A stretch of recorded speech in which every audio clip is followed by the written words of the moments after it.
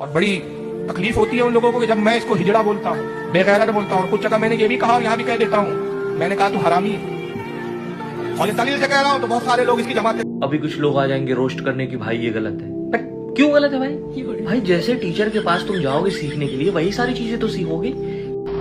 کہ حضرت شیخ بہاؤ الملت والدین نقشبند رحمت اللہ علیہ نے فرمایا کہ میں کہتا ہوں، سنو مرد کی تعریف ہو رہی ہے، میں کہتا ہوں مرد وہ نہیں جو تمام دنیا کو انگوٹھے کے ناخن کی طرح نہ دیکھے. وہ مرد نہیں ہے. اپنے اپنے انگوٹھے پہ پوری دنیا دیکھو، پوری دنیا بریلویت کو چیلنج ہے. سارے ہجڑے ہو گیا اس پیر کی بات میں، تو سارے ہجڑے نکلے. کہہ رہے ہیں کہ مرد وہ نہیں ہے جو پوری دنیا کو انگوٹھے کے ناخن کی طرح نہ دیکھے. یعنی جیسے انگوٹھے کے ناخن کو آپ دیکھ رہے ہیں، ایسے ہی اگر آپ پوری دنیا کو نہ دیکھیں تو آپ مرد.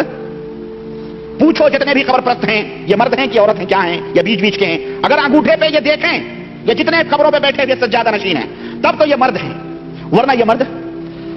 کہتے ہیں چنانچہ یہ احمد اللہ خان صاحب نے حضرت سہاگن کا واقعہ، احمد آباد کا واقعہ بیان کیا نا. احمد آباد گجرات کے اندر وہ سہاگن شاہ کو کسی نے کہا کہ حضرت چلو نماز پڑھنے کے لیے، تو اس نے کیا کہا؟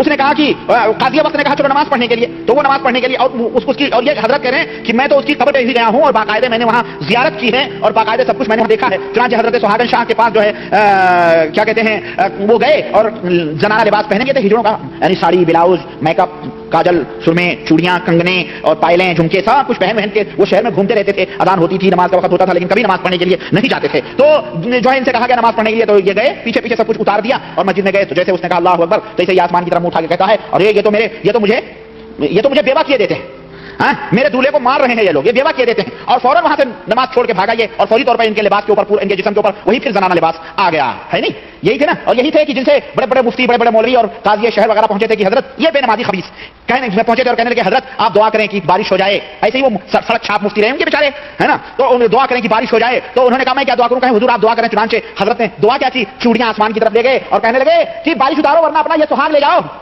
ہاں یہ سہاگن بنی ہوئی تھی کتی ہجڑی کی اولاد، یہ ان کا پیر ہے. اور آج بھی احمد آباد کے اندر اس کا مزار موجود ہے.